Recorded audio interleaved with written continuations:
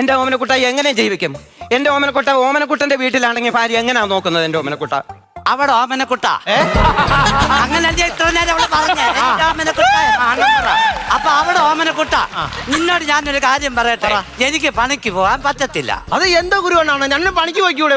എന്നോട് ഡോക്ടർ പറഞ്ഞ് റെസ്റ്റ് എടുക്കണമെന്ന്. എന്തുവാന്നറിയാമോ? 17 വർഷങ്ങൾക്ക് മുമ്പ് മലമ്പനി വന്നു. മലമ്പനിയോ? ആഹാ. അന്ന് ആ ഡോക്ടർ പറഞ്ഞ എന്തോന്നറിയാമോ? റെസ്റ്റ് എടുക്കണമെന്ന്. അതിന് റെസ്റ്റ് എടുത്തോണ്ടിരിക്കുക 17 വർഷമായിട്ട്. ഇത് വേറെ ഏതെങ്കിലും ഡോക്ടറെ പോയി കണ്ടിട്ട് ഇറങ്ങി പണിക്ക് പോകാൻ നോക്കണ്ട. എടാ ഈ ഡോക്ടർ പറയണ്ടേ? അത് ഞാൻ റെസ്റ്റ് എടുക്കണ്ട മതിയെന്ന് പറയണ്ടേ? അതെന്തോന്ന് ചോദിക്കട്ടെ, ആ ഡോക്ടർ ഇല്ലയോ എന്റെ ഓമനക്കുട്ട മരിച്ചുപോയി. അതെന്റെ കുഴപ്പമാണോ? അപ്പൊ വേറെ ഡോക്ടറും പോയി കാണ്. അതെനിക്ക് വിശ്വാസം പോരാ. വ്യാജ ഡോക്ടർ ഉള്ള കാലവാ, മനസ്സിലായോ? ഒന്നാം രണ്ടാം അല്ലെങ്കിൽ പിന്നെ ഈ ഡോക്ടർ മരിക്കുന്നതിന് മുമ്പ് അപ്പൊ ആ ഡോക്ടറെ പറഞ്ഞ് ഏൽപ്പിക്കണം. അസുഖം വരുന്നുണ്ട്, അവന്റെ കാര്യം ഒന്ന് നോക്കിക്കോണേ എന്നൊന്ന് പറഞ്ഞോ. അതുമില്ല.